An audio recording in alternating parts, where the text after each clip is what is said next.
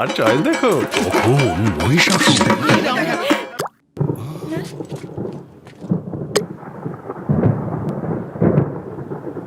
পুজোর আড্ডায় break change করে নাও ঠিক, নো মাথায় হাত। লেটস গো টু ছাদ। পুজোর সকাল বিকেল সেই ডুব দিতে যায় আড্ডাতে, ছাদেই বাঁধন হারা ভরসা দিচ্ছে টাটা, টাটা স্ট্রাকচারা।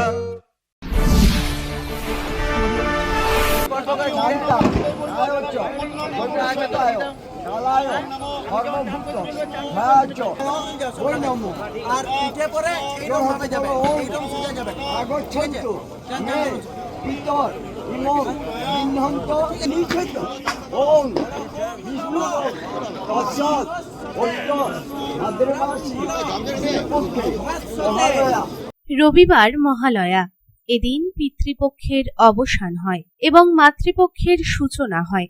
এদিন বহু পুণ্যার্থী তাদের পূর্বপুরুষদের আত্মার শান্তি কামনা, তৃপ্তি লাভ এবং পরবর্তী প্রজন্মের জন্য আশীর্বাদ প্রাপ্তি ও বংশের মঙ্গল কামনা করে থাকেন।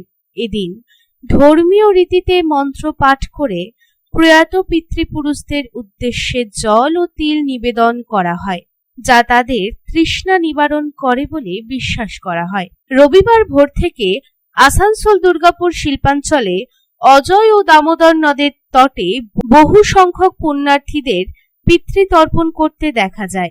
এদিন ভোরের প্রথম আলো ফোটার আগে পুণ্যার্থীদের ঢল নেমেছিল নদীর ঘাটগুলিতে। একই সাথে পুণ্যার্থীদের দেখা যায় শঙ্খধ্বনি, মন্ত্রের শব্দ ও তিল এবং জল দিয়ে পিতৃপুরুষকে তর্পণ করতে।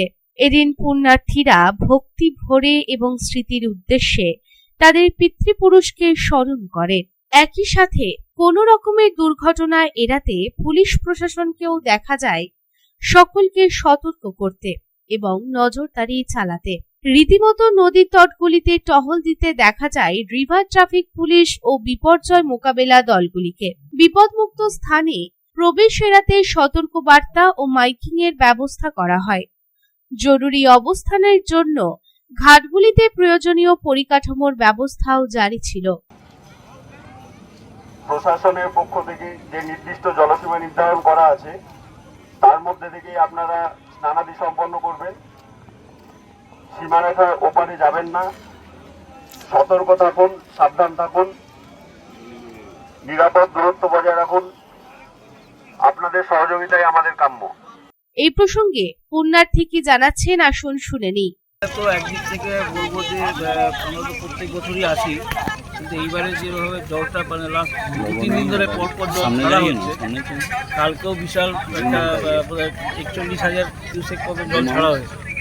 তো এতটা জল ছাড়লে যা হয় আর কি, একটু তো ভয়ের সৃষ্টি হচ্ছে, তারপরে মানুষের খুব অসুবিধাও হচ্ছে যে যদি পা এই করে স্লিপ করে যে একটু জলে নামতে গেলে 10 বার চিন্তা করতে হচ্ছে, যেটা নাকি অন্যান্যবার এই সময়টা হয় না, এটা এইবারে হচ্ছে। এটা একটা তো অবশ্যই চিন্তার বিষয়। এরকমভাবে একটু যদি ইনফরমেশন পাওয়া যেত আগে থেকে তাহলে মনে হয় একটু বেটার হতো। নাহলে পরে এটা খুব মানে খুবই চিন্তার ব্যাপার, কেন কে কখন কোথা থেকে যে ডুবে যেতে পারে বা কিছু। এমনিতেই দামোদর খুব একটা অ্যাক্সিডেন্ট প্রবণ জায়গা, সেই জায়গা থেকে এটা একটুখানি ভাবনা চিন্তা করা উচিত আছে। এবং ওই দিকের থেকে এই দিকের ভিড়টা বেশি দেখে দেখা যাচ্ছে।